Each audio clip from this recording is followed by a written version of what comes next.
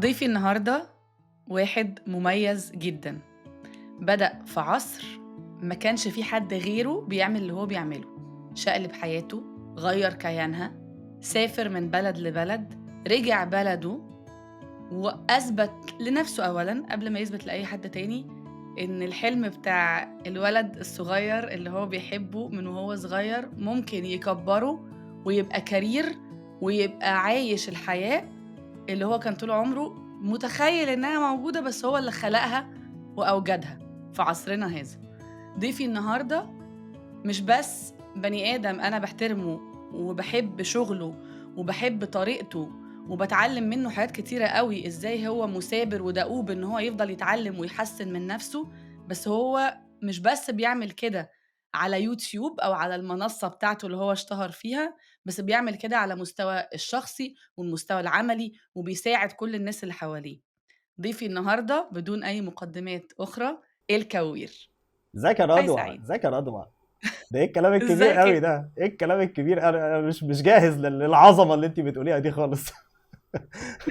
لأ عظمة وأي وسافر عظمة. ورجع وعاش حلمه وهو صغير. لا، كلام موزون، كلام تقيل قوي يعني. وأنا I really mean it يعني فعلًا بجد. أنا لمّا بابُص على قصتك عارف أنا دايمًا باتخيّل إيه، كل واحد فينا يا سعيد بيبقى دايمًا وإحنا صغيرين كده بيتسأل سؤال معيّن اللي هو نِفْسك تبقى إيه لمّا تكبر. أنا تخيّلت وعشان كده كنت عايزة أتكلّم معاك النهارده، واحد بحُب كرة القدم الفظيع، خلّي بالك أنت بتتكلّم مع واحدة أقصى حاجة تعرفها في كرة القدم إن في فريقين في مصر الناس بتتخانق عليهم اللي هُم الأهلي وفي والزمالك، حاجه وياما اسمها كاس حاولت عالم، أقعد وان في حاجه اسمها كاس عالم. وفي حاجة اه. اسمها كاس عالم بس اه. باعرفها لمّا جوزي بيعمل حالة طوارئ في البيت اه. اه. مثلًا. اه. آآ حاولت أقعد على فكرة في الماتشات مم. وأسخن، ياما قُمت صرّخت في لقطات غلط وكنت فاهمة إن ده جون وده كان حاجة تانية. اه. بس أنت كولد صغير، هل مثلًا من وأنت صغير كلّمني شوية كده بتحب تلعب كرة القدم دي من وأنت صغير، بتلعبها من زمان، تخيّلت إن أنت ممكن تبقى لاعب كرة قدم في وقت من الأوقات؟ طبعا، يعني انا طلعت من عيله بتحب الكوره قوي. يعني انا عيلتي كان حته اهتمامهم بالكوره دي ممكن يكونوا كانوا اوفر فيها شويه. واللي يضحكك ان انا عيلتي كانت مقسومه نصين. عيله ابويا معظمها زملكاويه، يعني ابويا زملكاوي، وعيله امي كلهم اهلاويه. فاللي حصل بقى ان انا وانا صغير وانا لسه بقى بكبر وانا عندي 4 5 سنين كده، خلاني كانوا لسه بقى شباب صغيرين ومتحمسين وبتاع، فهم دول اللي كانوا متولين انا واخويا، ودايما بقى ياخدونا معاهم الاستاد وهم رايحين وكده. فعشان كده طلعنا اهلاويه. ومش بس الموضوع كان بالفرجه، لا، يعني انا واخويا فعلا كنا بنلعب كوره، وكنا بنلعب كوره حلوه قوي. كنت دايما اكون موجود في فريق المدرسه، والموضوع كان ساعتها تطور، وان احنا كنا بناخد بطولات بقى على مستوى المدارس والكلام كلام كده. وكانوا طالبيننا بقى في ان احنا نروح، مش فاكر كان منتخب الاداره التعليميه والحاجات دي. بس معظمنا ساعتها اهالينا ما وافقوش.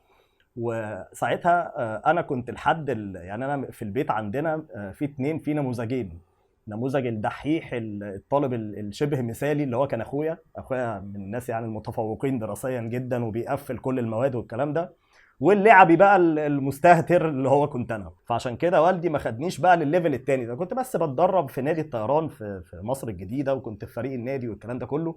لكن ما روحتش للنكست ليفل بقى، يعني ما سعوش ان انا اروح لانديه اكبر، وان انا اكمل الكارير يعني بتاع الكوره كلاعب. يعني أنت باباك حاول يبعدك أوي عن طريق الكورة ده عشان تركّز في تعليمك، فأنت فاجئته إن أنت رُحت مقرر إن أنت هتغيّر career تمامًا ومش هتعمل أي حاجة في حياتك غير إن أنت هتبقى بتتكلم عن الكورة بقية بص، حياتك. هي كانت حاجات، يعني في حاجات كتير جدا حصلت كده متراكمه فوق بعض، هي اللي خلتني اروح للسكه دي. انا زي ما قلت لك انا بحب الكوره جدا وبتفرج كتير قوي. وحتى لما كنت من زمان وانا في قبل ما اسافر قطر وانا عايش في مصر، كان دايما صحابي بيستغربوا من كميه المعلومات اللي عندي، وكميه المتابعه اللي انا بتابعها. يعني كنت دايما بعسفهم، عارفه، يبقوا عايزين يخرجوا اقول لهم لا، احنا هنقعد النهارده عشان نتفرج على الماتش الفلاني، ولو هنخرج اوديهم مكان بيشغل الماتش.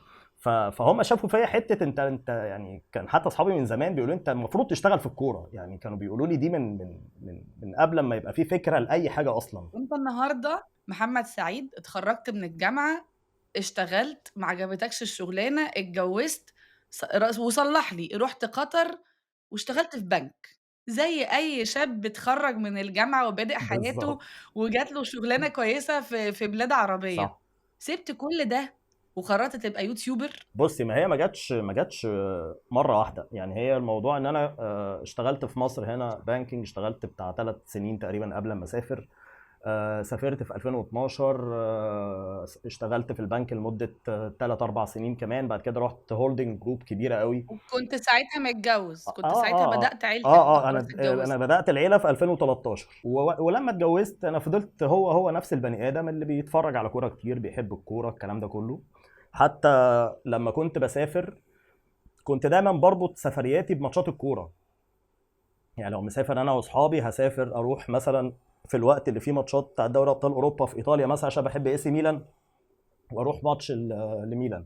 بعد كده لما اتجوزت وخلفت، اول سفريه سافرها مع مراتي وابني سليم لما اتولد كان عنده سنه، كانت ليورو 2016 اللي اتلعبت في فرنسا. رحنا ساعتها ماتشات السيمي فاينل والفاينل، وكانت واحده من احلى السفريات في حياتي. فهنا بقى النقطه اللي عايز اقف عندها، الصيف بتاع 2016، لان ده حصل فيه الحدث اللي هو اللي غير بقى كل حاجه ودخلني بقى. يعني حول تفكيري من ان انا مجرد واحد بيتفرج على كوره وبيحب الكوره بس وبيسافر يتابع، لكل اللي حصل ده. اللي حصل ان انا بعد ما رجعت من فرنسا على طول في 2016، انا طبعا عشان مهتم بالكوره فدايما متابع الاتحادات الكبيره على السوشيال ميديا والنيوزليترز بتاعت الايميلات بتاعتهم والكلام ده. فانت عارفه انت الايميلات اللي بتجيلك من اي حد انت متابعيه متابعاه من اي براند، بيقولوا لك مثلا في اوفر جديد في حاجه كده. فلقيت في ايميل جاي من الفيفا، من النيوزليتر بتاع الفيفا نفسهم. ساعتها في 2016 كانوا بيجهزوا لكاس العالم 2018 بتاع روسيا. هو أنت كنت يا سعيد ساعتها بدأت اليوتيوب channel بتاعتك والّا لسه؟ انا ما كنتش اي حاجه، أنا الكلام ده بقوله لك، ده انا واحد متجوز ومخلف ولسه راجع من السفر. واحد متجوّز ومخلّف وقاعد بيحب بس كده، الكورة وبيتفرّج بس على من غير الكورة اي حاجه. وخلاص. فبقول لك لما حصل بقى في 2016 جالي الايميل من الفيفا، سيرفي ده جالي في اغسطس 2016. ففتحت الايميل لقيتهم اولا بيقولوا لنا ان احنا مبسوطين ان الكاس العالم قرب، فاضل له اقل من سنتين وبلا بلا بلا بلا وكده. وسبحان الله هو جه للشخص الصح، لان انا كنت لسه راجع من تجربه بطوله كبيره اللي هي اليورو بتاعت 2016 في فرنسا. كانت تجربتي فيها مختلفه تماما عن لما رحت ماتشات قبل كده وانا سنجل وانا لوحدي.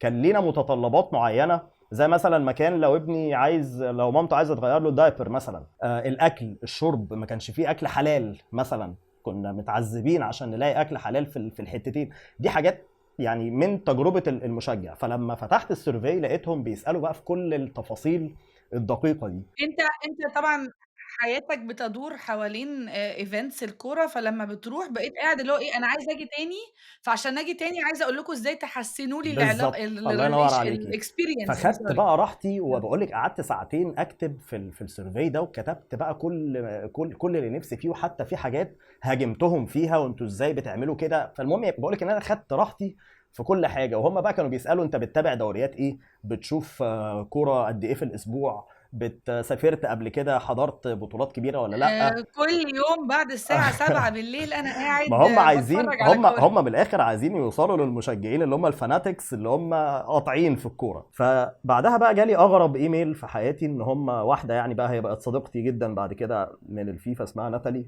بتقول لي احنا عايزين نكلمك في التليفون فولو اب على السيرفي اللي انت عملته ده. يعني اللي هي بتتاكد ان كل اللي انا كاتبه ده مش هاتش، اللي هو كانت حاجه من الحاجات اللي هي مستغرباها جدا، ان انا ازاي بتابع كل البطولات والماتشات اللي انا قلت عليها دي. فبعدها بكام يوم بقى لقيت حد تاني مش فاكر كان مين بعت لي انفيتيشن ان انا اروح ورك شوب في مقر الفيفا في زيورخ، آه، ل... عشان هنشتغل على افكار لتحسين تجربه المشجع في كاس عالم روسيا 2018. فدي كانت بقى حاجه، واو! فدي كانت حاجه بقى مش يعني انا حسيت ان انا ماليش يد فيها، هي نزلت عليا كده من السما، فاهمه؟ تجربه هي بقى اللي إمم. غيرت كل تفكيري في الموضوع. لان انا رحت ساعتها قعدت اسبوع هناك بشتغل معاهم من 9 الصبح ل 10 بالليل. نفخونا شغل انت مش متخيله، كانوا بيعصرونا علشان يطلعوا مننا الافكار ويسالونا في تجاربنا السابقه وايه المشاكل اللي حصلت لنا وايه الحاجات الحلوه اللي حصلت لنا. في كل يعني التجارب لينا في البطولات، سواء بقى كانت الشامبيونز ليج او دوري من الدوريات الاوروبيه او اليورو او كاس العالم او البطولات الكبيره، يعني لان هم بيعتبروا كاس العالم ده حاجه اسمها ميجا ايفنت، اللي هو كاس العالم داخل، فازاي نتفادى كل الاخطاء اللي حصلت قبل كده، ازاي نحسن تجربه المشجع بره الملعب ولحد ما يوصل ده للملعب. عامل زي يعني فوكس جروب ايوه هي اسمها فان مركز فوكس جروب، جدا هي اسمها كده، هي كان اسمها فيفا فان فوكس جروب. اه بس وبعد ما خلصنا الاسبوع ده ورجعنا، فضلوا شغالين معانا لحد تقريبا كاس عالم قطر كمان، مش بس لحد كاس عالم روسيا. ما بين الورك شوب ده خدك وقت قد ايه بعد الورك شوب ده والاكسبيرينس دي ان انت تقول اتس تايم بقى ان انا ابدا اتكلم في الكوره وممكن ابدا اعمل لنفسي تاني قناه، يوم، يعني لا خدت لا، وقت قد هي ايه؟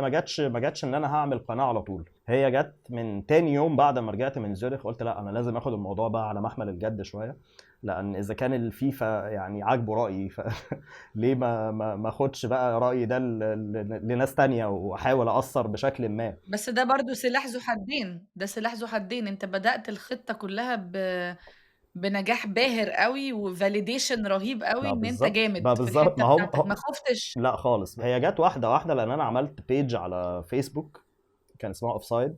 اول ما رجعت عملت البيج دي، وعملت حاجه تانية، بدات دبلومه في الفوتبول مانجمنت، قعدت سنه ادرسها. في خلال السنه دي كنت عملت البيج اللي قلت لك عليها، والبيج كبرت، لقيتها وصلت في وقت قليل مثلا ل 150 او 160 الف فولور، والناس عاجبها جدا المحتوى. بس حسيت ان في حاجه ناقصه، يعني حسيت ان لا، يعني ممكن اوصل صوتي بشكل اقوى، بشكل يكون مسموع اكتر. من هنا بقى جت فكره ان انا ابدا اعمل قناه يوتيوب او حاجه. قناة اليوتيوب دي كانت سنة كام لما فكرت لما تبدأها فكرت أول ابداها، مرة؟ اول تفكير خالص كان في مثلا في شهر يونيو 2017، بعد سنه بالظبط من سفريه روسيا. 2017 ده كان في ساعتها يعني حاجات كتيرة قوي مشهورة، ويوتيوب كان له رونقه وموجود، بس ما كانش بس بالشكل اليوتيوبرز بتاع النهاردة. خالص، بس اليوتيوبرز بتوع الكوره كانوا قليلين جدا، او يعتبر ما كانش موجود. كنا مم. الوحيد اللي نعرفه في مصر كان عمرو نصوحي، ده الوحيد اللي كان عامل حاجه مسمعه، نعرف يعني ايه يوتيوبر بتاع كوره. ما حسيتش بينك وبين نفسك كده ان انا مكسوف اقول للي حواليا ان انا عايزه ابدا ابقى يوتيوبر؟ كلمه يوتيوبر دي برضو كانت اسوسييتد شويه. هو مين قالك ان انا قلت حاجه للي حواليا؟ يعني انت طلعت كلمت الكاميرا وعملت قناه وطلعت وما قلتش لحد انا في بدات في حاجه؟ 2 أو 3 بس هم اللي كانوا عارفين انا بعمل ايه. عشان انطلق باول حلقه، ده كان في فبراير 2018، خدت تقريبا 7 أو 8 شهور بجهز نفسي للموضوع. طب نتكلم على فبراير 2018 لما بدأت القناة وخلاص، انت بقالك فترة عمال تصور وكل الكلام ده، اعلنت الموضوع ازاي؟ يعني قعدت بينك وبين نفسك كده قلت انا هبدأ قناة يا جماعة؟ لا ما قلتش حاجه، انا بدات اوريدي من غير ما اخد راي حد، من غير ما اقول اي حاجه لاي حد. انا لسه قايل لك ان ابويا من شويه كان ممكن يكون ما كانش مع اني وانا صغير العب كوره، او ما سمحليش مثلا ان انا اخد نفس الفرص اللي اداها لاخويا، لان هو عارف ان اخويا راجل متزن ومش هي مش هينجرف في الموضوع وهيوقف عند مرحله ما. انا لما نزلت اول حلقه دي، انا مش هقولك ان انا كنت خايف من رد فعله، بس انا اكتر حاجه فرحتني ان هو كان منبهر جدا، وانت مش متخيله كميه سبورت اللي كان عاملها لما شاف اول حلقه. ليه بقى؟ لان انا لما نزلت باول حلقه، انا نزلت بيها بكواليتي ممكن انزلها دلوقتي. انا كان حظي حلو، يعني لسه ما كانش في منافسه كبيره، فاهمه؟ يعني كان لسه الناس مش حته اليوتيوبر بتاع الكوره دي مش زي دلوقتي. دلوقتي بقى في كتير جدا، لكن قبل كده لا، ما كانش فيه فعلا غير حد واحد بس هو اللي ممكن يتقال عليه كان حد فعلا كبير وناجح، هو عمرو نصوحي. غير كده كنت ساعتها بقى انا ببدا، كان في ممدوح نصر الله بيبدا، في مروان سري بيبدا، كلنا تقريبا بدانا في نفس ال7 8 شهور او السنه، او انا كنت اخرهم يعني. هم كانوا بداوا مثلا قبلي ب3 4 شهور، كانوا لسه برضو مش معروفين قوي. انت حاسس ان باباك يعني اللي فرحه بالحلقة دي ان هو احساسه ان انت بذلت فيها، مش بس بتعمل حاجة بتحبها، بس انت طلعتها بطريقة لائقة ونظيفة بالظبط، ومحترمة ما هو ده وبذل بقى، فيها مجهود؟ ده بقى فدي مش هواية بقى، مش بالظبط، طالعة كده هيطلع فيها بالظبط، وخلاص، ده داخل فيها بجد بالظبط. وهيركز واشتغل فيها وبذل ايوه، فيها مجهود. ومش ابويا بس، الناس كلها بقى، يعني هي حتى الناس اللي ما تعرفنيش، يعني الناس اللي لسه بتشوفني بقى لاول مره، يعني الناس فعلا مستغربه من الشغل اللي يعتبر كويس قوي لواحد بيعمل اول حلقه. يعني انت النهارده لو جالك حد يعمل يوتيوب شانل وقال لك يا سعيد انا شايفك وانت يوتيوبر ناجح جدا ومشهور وعايزك تساعدني في ان انا اعمل حاجه، اول نصيحه هتقولها له ايه؟ هقول له يعني جهز نفسك كويس، بس دي لان دي انا شايف ان دي اهم حاجه انا عملتها. وانا قلت لك هي كانت تراكمات هي اللي ادتني الدافع ان انا ابدا، ان ادتني بس او اشعلت فيا كده الشراره ان انا ابدا اصلا اشتغل. فلما بدات اشتغل، لا انا بذلت مجهود رهيب لمده 7 او 8 شهور، اتعلمت حاجات عمري ما كنت اعرف عنها حاجه. يعني انا بس كل ده انت علاقتي، رحت الجامعه في قطر عشان تتعلم كوره، لا يعني بقى اتعلم في اكتر من كده؟ دي انت رحت حاجه. خدت كورس عشان دي تتعلم. حاجه، يعني ان انا اتعلم كوره او الفوتبول مانجمنت دي حاجه، وان انا بقى اتعلم تنفيذ الفيديوهات او ان انا اعمل الكونتنت ده موضوع تاني خالص. يعني الموضوع فيه ده بحر، ان انت عشان تطلعي حلقه وتعرضيها للناس، ده فيلم كبير قوي. اول ما نزلت اول حلقه دي بعد 6 7 شهور شغل، حسيت ها واتس نيكست بقى؟ يعني كان ايه هدفك من كميه الشغل اللي انت حطيته ده؟ كان ايه الهدف بتاعك؟ ما اضحكش عليك يا رضوى، انا هدفي من الاول خالص كان ان صوتي يوصل للناس فقط لا غير. انا حته ان انا اطلع فلوس من قناه اليوتيوب دي انا كنت مستبعدها، لان انا بدات برضو في وقت يا رضوى كان فبراير 2018. ساعتها كان ترند الكوره ده كان في السماء. كان ساعتها مصر واصله لكاس العالم، وهنلعب كاس العالم كمان 4 شهور. محمد صلاح كان بيلعب احسن سيزون في تاريخه في الكوره. كريستيانو وميسي كان لسه ده في برشلونه وده في ريال مدريد. فكانت لسه الكوره كانت لسه بخيرها. فانا ساعتها اللي كان بيحركني اللي بيحصل في الكوره، وان انا عايز اقول رايي في اللي بيحصل في الكوره، وان انا ممكن اوضح لناس حاجات يكونوا مش عارفينها في الكوره. بعمل لهم حلقات. وانا دايما لما كنت، يعني انا لما بدات ما كنتش ناوي ان انا افولو الترند. كنت عايز اتكلم في حاجات كتير جدا انا اتعلمتها من الدبلومه اللي انا كنت بعملها دي. بشرح للناس فيها حاجات كتير، عرفت منها معلومات حلوه جدا في كيفيه تنظيم البطولات الكبيره، كيفيه اداره الانديه، ان انت ازاي تعمل ماركتنج، ازاي تعرف تعمل اكتيفيشنز، ازاي تعرف حاجات كتير جدا متعلقه بالكوره، غير اللي بتحصل جوه ال 90 دقيقه وجوه الملعب. عملت سلسله قبل كاس العالم عن بحكي فيها عن تاريخ المنتخبات الكبيره في كاس العالم. لقيت الارقام يعني حاجات غريبه. يعني انا القناه فيها مثلا كان في اول 3 4 شهور دي كان فيها مثلا 7 8000 سبسكرايبر، والحلقات بيشوفها 60 70 الف. طب ازاي؟ فاهم يعني الارقام في جاب كبيره قوي. يعني الناس بتشوف القناه بشكل انا كنت شايفه غريب. ففي الفتره دي جالي عدد بقى من السبسكرايبرز كبير قوي. يعني ناس بتقعد ممكن سنه او اكتر علشان توصل له. انا وصلت له في اول 3 4 شهور. عشان كده انا كنت واحد من اليوتيوبرز القليلين جدا اللي وصلت ل 100,000 مشترك في اقل من سنه. هل اتواجهت مثلا ساعتها بحاجات سلبيه، او حد طبعا طلع اتريق عليك وقال طبعا لك يا ايه خبر الهبل اللي اسود. انت بتعمله ده؟ طبعا ايه بس مش بقى؟ من زي حد. ايه؟ بس زي مش من ايه؟ حد قريب مني، مش من حد قريب مش مني خالص. لا، ما لو حد كلها قريب منك دي تعليقات. تبقى صعبه قوي. بالظبط. لا يعني انا من الناس اللي حواليا ما كانش بيجي لي تقريبا اي نيجاتيف فيدباك تقريبا خالص. النهارده انت لما جيت كبرت واليوتيوب شانل بتاعتك كبرت ونجحت وبدأت تعرف ان يوتيوب ده ثانية واحدة ده ممكن يبقى مصدر رزق، غيّرت اتجاهك الفكري شوية بإنها طب ما أنا ممكن أبدأ كمان أعمل فلوس من هنا وأبطّل أشتغل ودي حاجة أنا باحبها إمتى؟ والله ده الكلام ده جالي في سنة 2020. بعدها بسنتين. بعدها بسنتين بالظبط، في النص التاني من 2020 بعد الكورونا. مقاييس ومعايير النجاح بتاع يوتيوبر ناجح يا سعيد إيه؟ يعني إيه هي المعايير النجاح؟ هل معايير النجاح بالنسبة لك إن أنت تعمل views كتيرة والّا إن أنت تبقى بتعمل collaborations كتيرة على يوتيوب؟ يعني إيه يوتيوبر ناجح؟ إيه ما هو؟ هو على حسب. يعني هو مبدئيا اي يوتيوبر بيعمل، يعني في طرق كتير جدا لعمل المشاهدات الكبيره. في كذا طريقه، فاهمة؟ منها ان احنا نفولو الترند، وان الحاجه الترندي جدا نلقطها على طول ونعمل عليها حلقه. دي حاجه بتخلي حتى ممكن الناس اللي بتبدا ان هي تساعدهم جدا في بداياتهم. دي طريقه مش عيب. يعني الواحد يبقى اول مثلا في ماتش مثلا معين بيتلعب، اول ما الماتش يخلص ده تلاقي الفيديو نازل. في ممدوح نصر الله بيعمل هو يمكن اهم واحد في المدرسه دي. اول ما الماتش بيخلص بتلاقيه منزل الحلقه. فدي بتساعده جدا ان الحلقه بتاعته تنتشر، فبيقدر يعمل فيوز كويسه والقناه بتاعته بتكبر. انا واحد مش بعمل كده، لان انا بهتم جدا بالكواليتي بتاعه الشغل بتاعي. انت لو تسمع نفسك وانت بتتكلم على الكورة، يعني في كمية حماس رهيبة، بتكلم على واحدة بحبها وفاهمها وعارفها وحافظها ومش عايزة كروتها ومش عايزة تربعها. أنا يعني يا سعيد أنت بتوصل إحساس إن أنا لما بحب حاجة قوي مم. ممكن مش بس أبقى عايزة أتعلمها وأشتغلها وأعملها، لأ هو أنا هدافع عنها. يعني أنا حتى بقى إن أنا صح أطلع أكروتها في حلقة أي كلام، لأ ده أنا عايزة أديها حقها صح وأشتغل صح وآخد وقتي وأبقى مختلفة عن غيري. ده حُب، صح صح. ده وكمان ده كان حُب سبب، وده رهيب كان يعني للي أنا وده باحبه، كان للي أنا باشتغله. صح 100%. والله انا معاكي مليون في المية. وده كان سبب ان الناس شايفه، يعني في ناس كتير جدا من اللي بيشوفوني هم شايفيني مختلف عن الباقيين، فعشان كده لسه بيشوفوني لحد النهارده.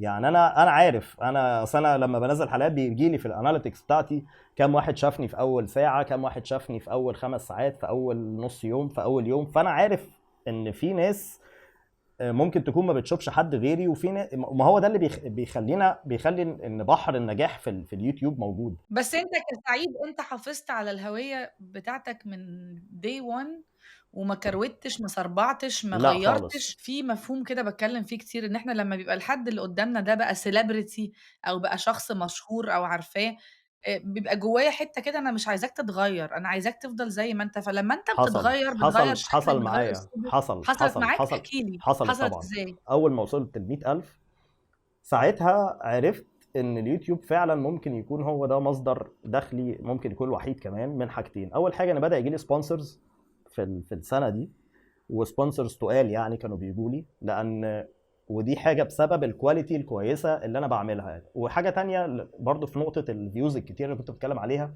انا كنت قلت لك ان الواحد يفولو الترند، دي حاجه ما فيش مشكله فيها وبتجيب فيوز. في طرق تانية بتكون مش نظيفه، وانت عارفه انا عايز اقول لأ ايه، فاهمة، فاهمه؟ فاهمة، فاهمة، في فاهمة. ناس ممكن تستخدم طرق مش كويسه في ان هم يستغلوا ازمه عند حد فيطلعوا يصلخوه، ففيديو بتاعه يطلع ترند ويفولو الرأي العام اللي هو ممكن يكون ظالم لحد معين ويعمل كده. في هو ناس بالنسبة له مش بتستخدم فارق معاه هو ناجح والّا ظالم، خالص، هو هو فارق معاه عايز إن هو هو يركب عايز الtrend فيوز. وخلاص. بس هو عايز أنا عايز views فيوز. وعايز أركب الtrend وخلاص. وفي ناس تستغل حتة مثلا ان هو بيقول الفاظ مش كويسة، بيشتم الناس، بيدي ايحاءات مش كويسة، فاهمة؟ فيبان دمه خفيف، فبرضه فينتشر. الناس عندنا بتحب الذوق العام في مصر يعني عموما مضروب بالنار اليومين بس دول، أنت وانتي حافظت عارفة. إن أنت القناة بتاعتك برضه يعني انا ما هو ده نقاشًا بقى على ده. موضوع الألفاظ والحاجات دي، أنت مم. خلّيت إن القناة بتاعتك دي أنا ممكن ابني يتفرّج عليها وما ابقاش خايفة. ما هو ده ادى لايه بقى يعني؟ الحمد لله ان ده متقدر، ده مش ده يعني انا عامل ده لان انا مؤمن بده. وانا في فتره التجهيز بتاعتي في اليوتيوب قعدت قريت عن ان انت الحاجه اللي انت بتعملها دي في الاخر هتبقى الارث بتاعك. لو انت لسه صغير في السن، انت ممكن كمان 10 سنين يبقى عندك اولاد، بعدها ب 20 30 سنه يبقى عندك احفاد. فلما الناس دي هترجع تشوف اللي انت كنت بتعمله، هل هيشوفوك حد تافه؟ هل هيشوفوك حد سطحي؟ هل هيشوفوك حد مهزأ كنت بتهزأ نفسك عشان تطلع تضحك الناس وتعمل فلوس وتعمل فيوز؟ فدي حاجة أنا مؤمن بيها. كنت بتفكّر وحتى في من سليم؟ كنت بتفكّر في سليم طبعا وأنت بتعمل طبعا، الكلام ده؟ وفي اللي هو أنا عيلتي عايز وفي ابني أهلي لمّا يكبر وفي يشوف. أخويا، بفكر في أخويا دكتور الجامعة، بفكر في أبويا، بفكر في مراتي، في ابني، في الناس دي كلها. ما ينفعش خالص إن أنا أنا عايزة أطلع أسيب واحد. أثر محترم ونضيف، مش عايز بالظبط إن هم يبصوا بالظبط. عليَّ ويقولوا إيه الهبل اللي أنت بتعمله ده. طبعا طبعا. لان الهبل، ما انت عارفه، هطلع اعمل تحديات على تيك توك وكبس كبس كبسوا كبسوا هاتوا الاسد، واقعد اقلع وارمي على نفسي حاجات أنا باقول لتامر، باقول لهم في البيت هنا، باقول لهم أنا لو طلعت بس على تيك توك قُلت حبايب قلب أم زين هنسافر كلنا جميع أنحاء العالم، هنبقى جمال جدًا. بالظبط.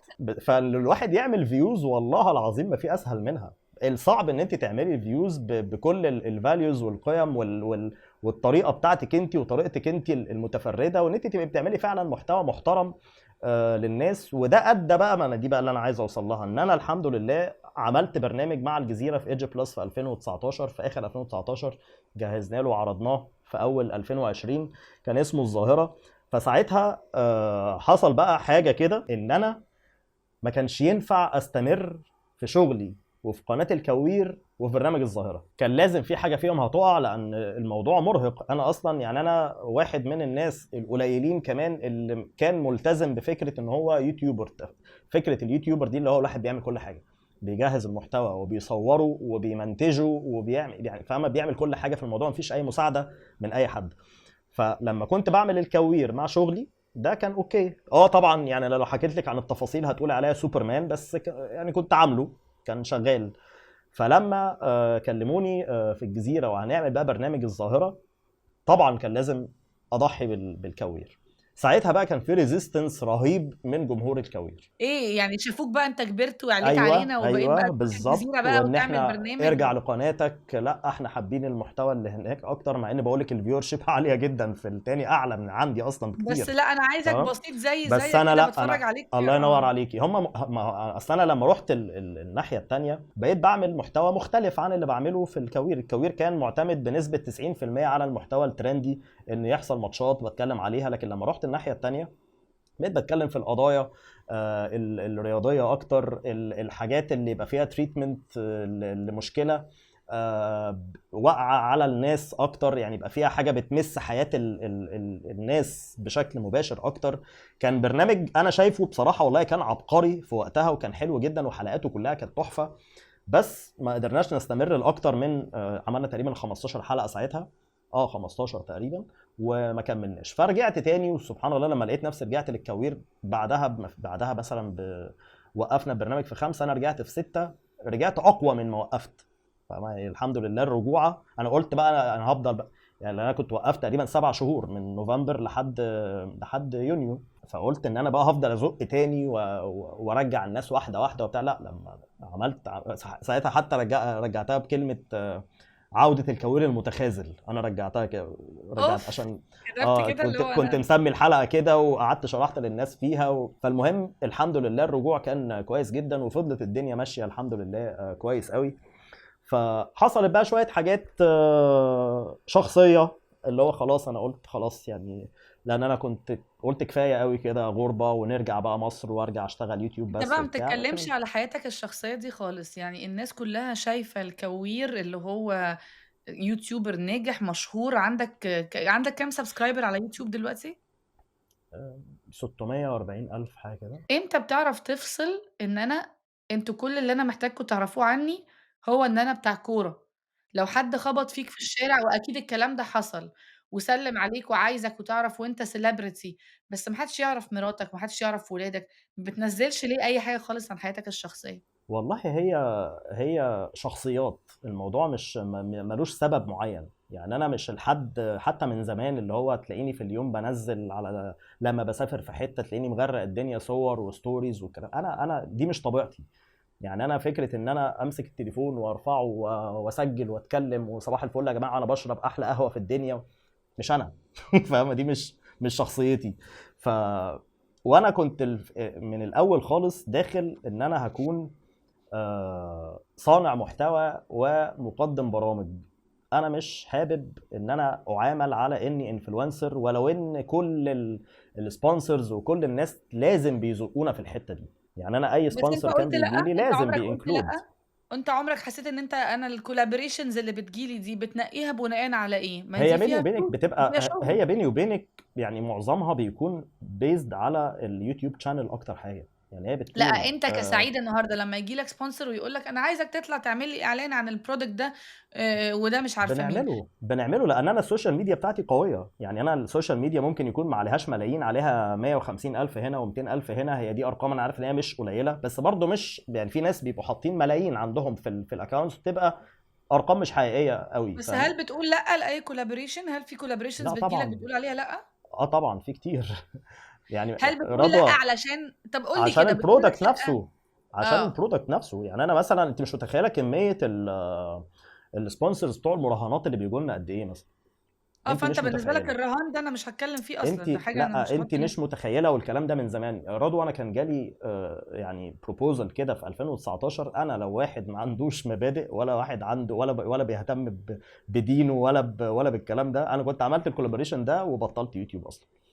عشان بس تتخيلي الرقم اللي انا بتكلم فيه. يعني هو في الاول بيدخل لك بان احنا هو مش حد من الويب سايت نفسه، لا طبعا ايجنسي بتكلمك وبيبيعها لك ان احنا بنعمل لعبه توقعات وكده، وبيقعد بقى ايه يسلفنها لك كده، وفي الاخر تكتشف ان هو موقع مراهنات، وموقع مراهنات مشهور يعني، والرقم بس بقى في اللي الاخر بيعرضوه رهان. عليكي.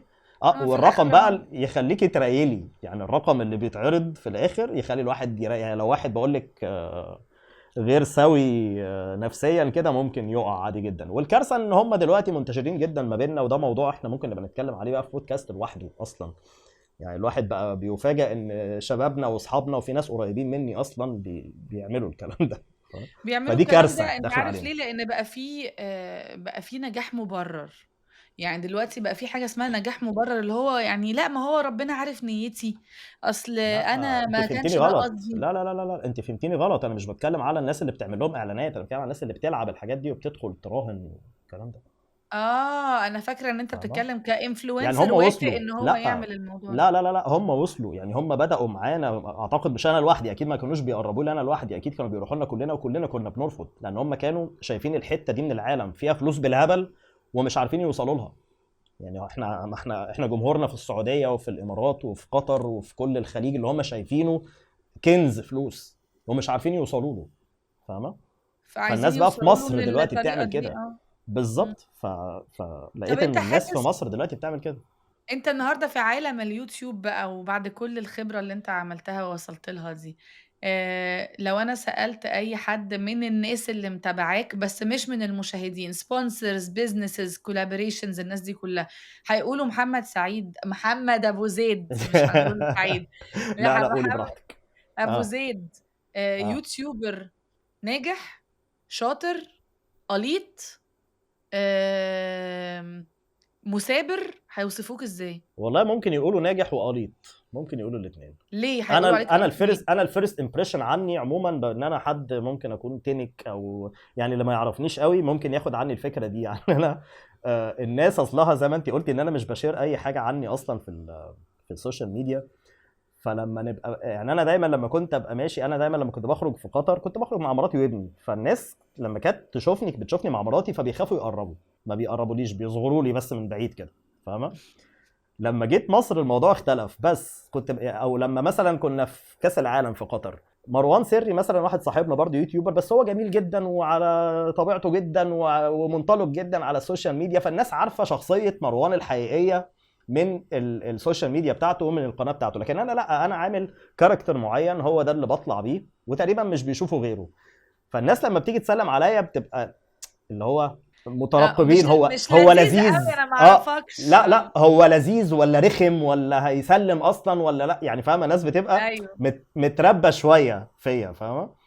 ف ايوه، ما انت برضو انت عايز غامض شويه. الكاركتر يعني انا ده. الموضوع غامض شويه بصراحه. يعني حياتي زي ما بقول لك اللي هي الشخصيه دي ممكن تكون غامضه شويه. ودي حاجة حاسس ان انت عايز تغيرها؟ يعني حاسس ان انا ممكن ابدا اتكلم عن حياتي شوية او ابقى ريليتبل، ولا انا حلو كده، لا عاجبني كده انا خليني كده؟ بتواصل، لا انا بتواصل مع الناس، بس انا بحب اتواصل معاهم في سياق اللي انا بعمله. يعني انا دايما بحب اعمل مسابقات مثلا توقعات، بكسب ناس تيشرتات. كنت عملت برنامج مخصوص عشان اتواصل مع الناس وحتى اكلمهم في التليفون واسالهم اسئله في الكوره، والكسبان في الحلقه نديله مبلغ مالي.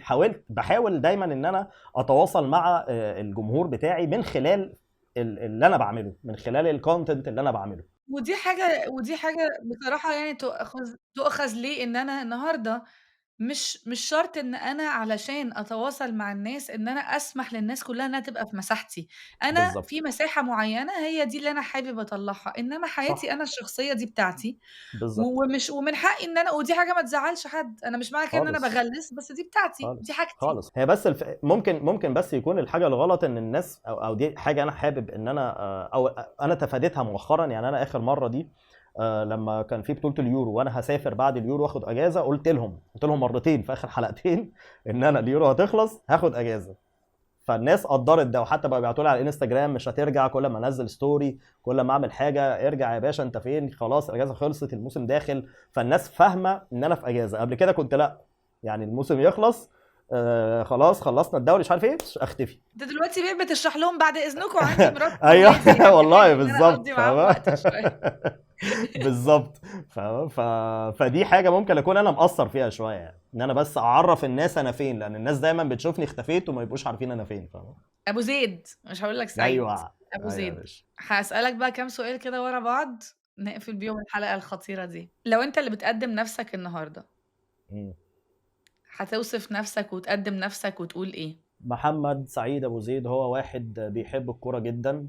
آه، سخر وقت كتير من حياته وهو صغير للكورة، بذل مجهود كبير من حياته وهو صغير في الكورة، في ان هو يروح ماتشات، في ان هو يسافر يحضر ماتشات، في ان هو يتعلم كورة. وزي ما يكون القدر بيكافئني في الاخر ان انا ابقى بشتغل في الحاجة اللي انا بحبها جدا، وان انا واحد من المحظوظين اللي بيشتغلوا في حاجة هم بيحبوها جدا. كنت محظوظ بحاجات واحداث كانت كرم كبير جدا من عند ربنا ان هي جات لي في اوقات. لما بقعد ارجع كده بالزمن بلاقي ان هي جات لي في وقت مثالي. ان انا ابدا. ربنا اداني الحافز والقدره ان انا اتعلم حاجات عمري ما كنت اتخيل ان انا هقدر اعملها. بذلت مجهود كبير جدا في التعليم وفي اول المشوار في اليوتيوب. وربنا وفر لي حاجات كتير فيا انا شخصيا انا اكتشفتها. لما بدأت اليوتيوب ما كنتش اعرف ان هي موجودة فيا، اكتشفتها مع الوقت. هي حاجات انا ماليش اي يد فيها، بس ربنا زرعها فيا وكانت سبب كبير ان انا انجح على اليوتيوب. وبس. وبشكركم، بشكر كل الناس اللي ساندتني من اول يوم ظهرت فيه، والناس اللي كانت لدرجة ان كان في ناس بتدعي لي في الكومنتس، كانت حاجة بتخليني بأشعر لما بشوفها والله. في بداياتي خالص، في أول حلقات عملتها في 2018 شفت كمية مساندة كبيرة جدا من ناس معرفهاش. شفت مساندة كبيرة جدا من أهلي ومن صحابي. فدي عوامل كتير جدا كلها اتجمعت في فترة ما من حياتي، ساعدتني ان انا اعمل شيفت بقى رهيب من حاجة برضه ما كنتش بكرهها، بس كانت حاجة عادية بالنسبة لي. شغلي كان مجرد شغل يعني، ما كنتش بموت فيه يعني. لكن الحمد لله ربنا وفقني ان انا اروح اشتغل في الحاجة اللي انا بحبها، ودي نعمة يعني، يا رب يحفظها من الزوال. امين امين. صفحة في حياتك انت فخور بيها قوي، حاجة احنا ما نعرفهاش. ما تقوليش بقى الكورة، ما تقوليش الفيفا، انا عايزة اعرف حاجة معينة وصلت ابو زيد ان هو يكون ابو زيد النهاردة، ولما بيفتكرها كده بيقول يا انا تمام. الحتة دي كانت حلوة، انا كنت فخور بالحتة دي. من غير اي تفكير ومن غير اي جدال، هي اول سنة في اليوتيوب. اول سنة لان انا بدأت لسه اليوتيوب. لان انا لسه كنت قايلك من شويه، انا لو حكيت لك تفاصيل اللي انا كنت بعمله في خلال السنه دي انت هتقولي عليها سوبرمان. امم مش هزار، يعني بجد مش هزار. ان انا ابقى مركز مع بيتي، ان انا عندي البيت هو رقم واحد، الشغل رقم اتنين. ولما دخل بقى معاهم يوتيوب كرقم ثلاثة، انا اديت له وقت ومجهود ممكن يكون موازي لرقم اتنين اللي هو شغلي او اكبر كمان.